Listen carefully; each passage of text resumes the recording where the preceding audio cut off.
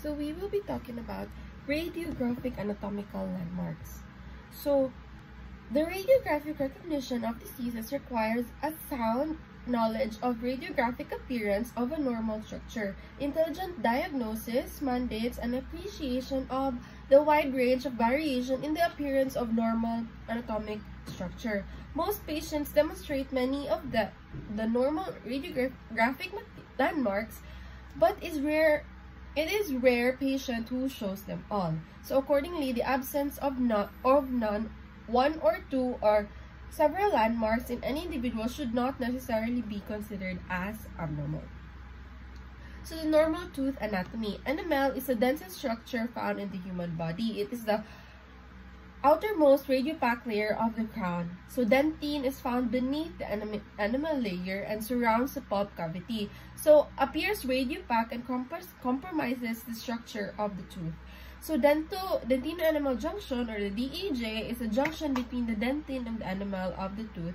It appears as a line where the enamel is radiopaque and meets the dentine. So the pulp cavity consists of a pulp chamber and the root canal. So supporting structures, alveolar process, alveolar bone, it serves as a supporting structure. So yes, the types of bone, the cortical bone is also referred to as a compact bone. It is the dense out of all the layers of the bone, as you can see there, this in the arrow pointed. So the cancellous bone is a soft, spongy bone located within two layers of dense cortical bone, there in the arrow.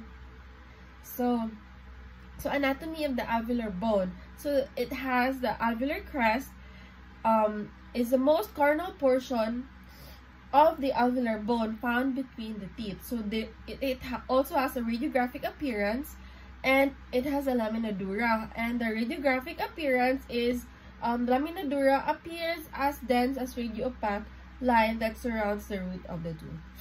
So the periodontal ligament space. This is the periodontal ligament space. This one. So radiographic appearance is a thin radiolucent line around the root of the tooth.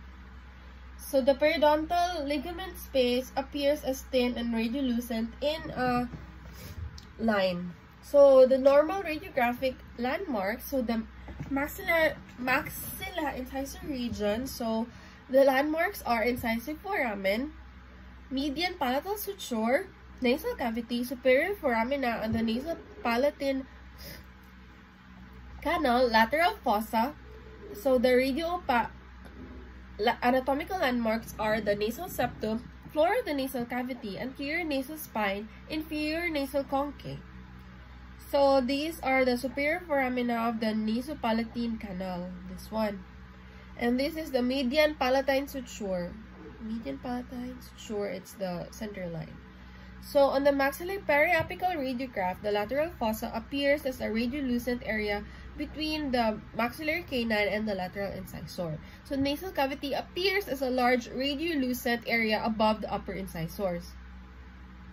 So the anterior septum appear as vertical radiopaque partition of the floor cavity of the nasal. So the anterior nasal spine appears as a V-shaped radiopaque area located at the intersection of the floor of the nasal cavity. So the inferior nasal conchae appears as a diffuse radiopaque mass projection within the nasal cavity. So canine region landmarks are nasolacrimal duct, nasal cavity, maxillary sinus, and lateral fossa. So radiopaque, so anatomical landmarks, lateral wall, anterior border of the maxillary sinus, and the floor of the maxillary sinus. So these are nutrient canals, appear as narrow, this one, and the maxillary tuberosity, this one.